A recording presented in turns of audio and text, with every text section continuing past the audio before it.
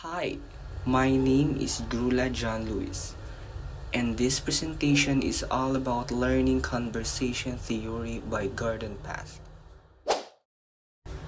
In 1975, Gordon Pass developed conversation theory as it applied to cybernetics, instructional psychology, and educational technology. Pass attempted to explain learning in both organisms and machines. The basic premise of the theory relies on learning through conversation. Some have compared this theory to the humanistic approach. However, conversation theory differs in that the focus is meant to be an ongoing learner. Teacher interaction versus the humanist view of learning as an attribute of the learner and teaching as means to an end in 2002. There are three levels of conversation addressed by Pask. The first is natural language is that of general discussion, whereas object language is specifically discussion of a particular subject matter. The third level, meta-language, is discourse about the learning itself, including reflections and articulation. The best served learner is one who can learn in a variety of ways in response to different approaches, often chosen based on what is being taught. However, passages learners are generally either serialists and holists. A serialist learns best in a sequential order, like the graphical on left, whereas a holist tends to learn in what often seems haphazard manner. They fill in the pieces until it comes together as whole, the way the graphic on the right displays.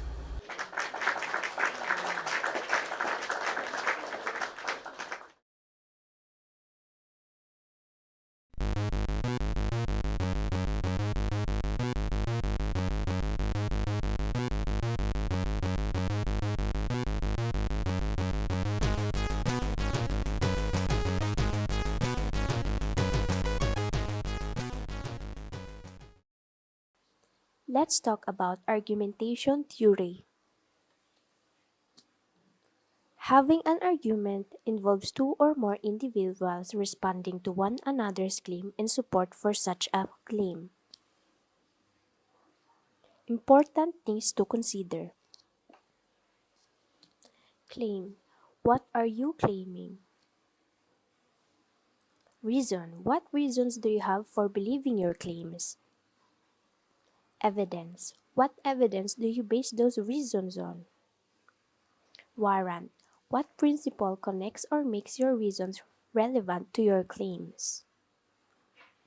Acknowledgement and response. What about such and such potential disagreement difficulty?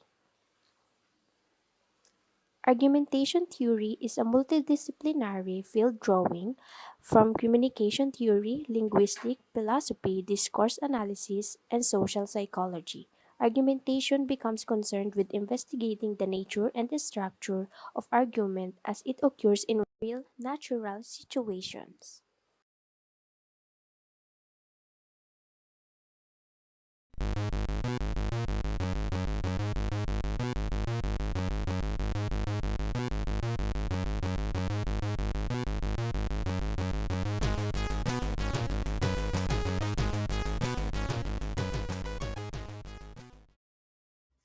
Hi, my name is Maria Cristina Catalan, and now I will show you what are the things that I learned in my topic. My topic is all about the meaning theory of media portrayal. What I learned here is that it provides information that is given its own meaning or belief based on those who have seen this information. Because not everything seen on various social media platforms is true, so that the audience who see that information are the ones who give their own meaning based in their knowledge.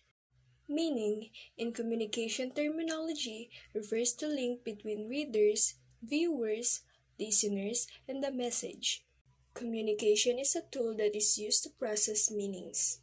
Based on my observation, the people who give their own reaction or knowledge about that information are the ones who are more likely to experience such as events. Like people today on Facebook, they scroll down to have fun for not to experience too much stress. But once they see a post or info similar to how they feel, they will be affected. Then they will react to that information and talk to their friends about what they want to say. That's where the communication with your friend will come in. Here is the example of media portrayal. You can watch it on YouTube.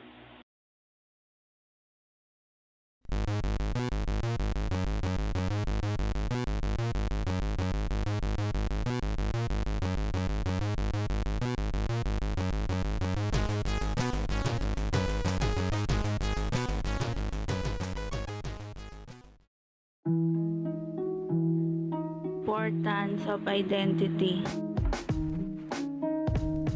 It will identify the different traits of a person as an individual. There's no identity. We cannot identify people's personality or people's uniqueness as an individual. Identity Management Theory. It is important because it helps us to know how people from different culture negotiate. People from different culture interact to each other. Importance of intercultural.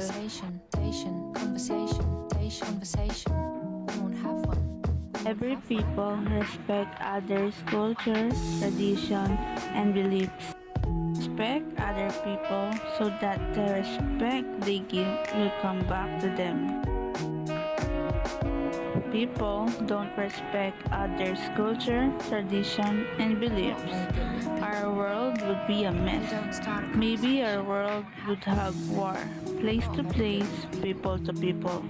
If you don't start a conversation, Importance of intracultural. if you don't start a conversation, People respecting their own tradition, culture, and beliefs. They're happy to what their culture are, and also happy how they pass it generation to generation. People don't respect their own culture, tradition, and beliefs, all of that will die, and it will not pass to the next generation. And it's sad if the future generation will not see their culture and tradition, and will not hear their beliefs.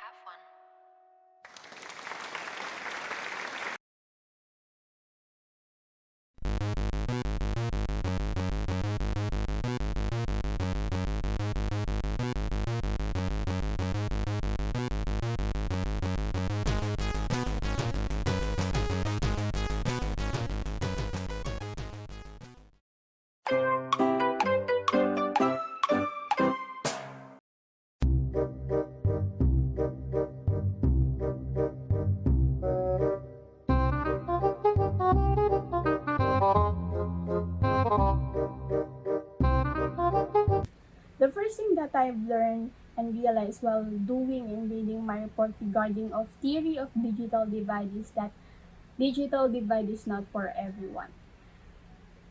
Most of the people who are affected of digital divide have to deal with two particular problems, and that is technological devices and access to internet, and to those who don't have access with those two. Because most of the Filipino cannot afford expensive and latest gadgets that we have right now, and that is popular with this generation right now. And most of the students who are attending online classes are just using smartphones and data connection. And this is alarming, particularly in rural areas, because people there value work over education. And I believe that the government should take effective action and investment that will result more technologically equal society.